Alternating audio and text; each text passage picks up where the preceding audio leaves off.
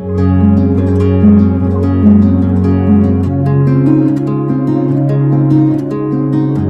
and hello everyone, this is Ravindra Babu. Welcome back to my channel Silver 90s BioNet. In the last video, we have successfully completed the gene regulation with the exemplification of lac-operon. Today, in this part of videos of molecular basis of inheritance, we are going to talk about a new concept in molecular biology, that is Human Genome Project. Before we going to start this, here a small request: kindly watch all my videos made on this molecular basis of inheritance for the better understanding of the concepts, and one more request is please like and share the videos and subscribe my channel. Let's get into our today's topic, that is Human Genome Project. So before we start this Human Genome Project, first we need to know what is a genome. Genome can be defined as a complete set of chromosomal genes and extra chromosomal genes of a cell in an organism. That is said to be as genome of that particular organism. How to define? The complete set of chromosomal genes and extra chromosomal genes. Extra chromosomal genes in a cell of an organism is said to be of genome of that particular organism. Here extra chromosomal genes means the genes whichever present in the plastids and the mitochondria are also to be considered under genome. Here the genome can also be defined in simply and broader sense as haploid set of chromosomes. Haploid set of chromosomes of an organism, also said to be as a genome. Here why the genome is defined as haploid set of chromosomes of an organism. Say suppose for example a diploid organism consists of chromosomes in two sets, nothing but chromosomes are in pairs. Each pair of chromosomes in diploid organism is said to be as homologous chromosome. Say this is a homologous chromosomal pair. Why this pair is called as homologous? Because size and shape of these two chromosomes and even the sequence of genes, say these are A, B, C, D are the genes on this chromosome, the same sequence of genes you can find on this chromosome also as A, B, C, D and E, which means the size, shape and sequence of genes are same on these two chromosomes, hence it is said to be as homologous chromosomal pair.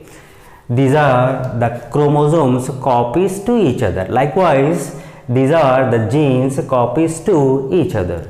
The A gene present on this chromosome is copied to the A gene present on this chromosome. So these two copies of a single gene are said to be as alleles. Here the point is, what is the need of consideration of a single gene twice in defining a genome?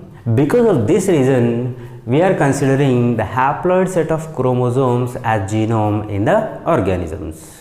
Then what is a human genome? The haploid set of chromosomes of a human being is said to be as human genome. The aim of this Human Genome Project is to study the human genome at a molecular level, which means the sequencing of nucleotides in all the genes of 23 chromosomes of human being is the aim of a Human Genome Project. Here the question is, why did these scientists propose to do this project of a human genome? The reason is, generally in the organism, a sequence of nucleotides on the DNA, say suppose A, C, T, G, A, T, C is the sequence of nucleotides on the gene of a DNA in the organism. The sequence of nucleotides in this gene by undergoing transcription and translation determines the expression of characters in the organism. We know very well about this. The each and every individual in a population shows most of the similar characteristic features with that of the other individuals in the same population. But along with the similarities, the organism they also shows some distinct characteristic features to which we cannot find in any other organism in that same population. The distinct characteristic features are coded by a distinct sequence of nucleotides in every individual of a population. This assumption of distinct sequence of nucleotides at some places in DNA in every individual of a population led to finding out a complete sequencing of DNA in the human beings. That is what we call the Human Genome Project. This Human Genome Project was launched in the year 1990 by the government of United States of America with the coordination of two organizations. Those are United States Department of Energy and National Institute of Health. And this project was estimated to be completed by the year 2005. Which means the estimated period to complete this project was about 15 years. But this mega project was almost completed by the year 2003, which means it took only 13 years. But then in 2003, a small portion of chromosome 1 is in pending. This small portion of chromosome 1 also sequenced by the year 2006, which means the time period took for the completion of this mega project Human Genome Project was about 16 years. Keep remember this, the estimated time to be completed this project was 15 years. Almost 99% of the genome was sequenced by the year 2003, which means it took almost 13 years, but still a small portion of chromosome 1 is in pending that took another 3 years, so that the complete period for the completion of this Human Genome Project was about 16 years. Along with the government of United States of America, and another company named Wellcome Trust, which belongs to the country United Kingdom, was also a major part during the initial periods of this Human Genome Project. Later, some G8 countries such as China, Germany, Japan and France were also joined with the Human Genome Project later.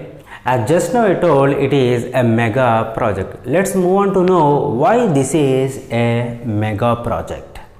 The reasons are, one is the estimated base pairs to be sequenced in this Human Genome Project were about 3 into 10 to the power of 9 base pairs, which means this is the total number of base pairs in a haploid set of chromosomes in a human being. The second reason is the estimated cost for the sequencing of one base pair is about $3.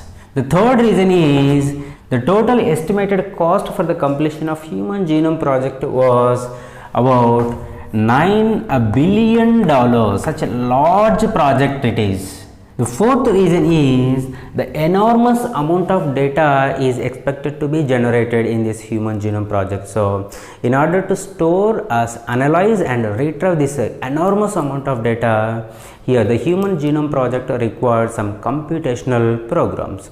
For this purpose, the scientists developed a new branch of science parallelly to this Human Genome Project. That is what we call bioinformatics. The bioinformatics is a new branch of science which applies computational programs for resolving of the problems in biological research. With this new branch of science, they could able to store, analyze and retrieve this enormous data expected with this human genome project. For the purpose of completion of a project, a new branch of science was developed. We can imagine how big project this human genome project.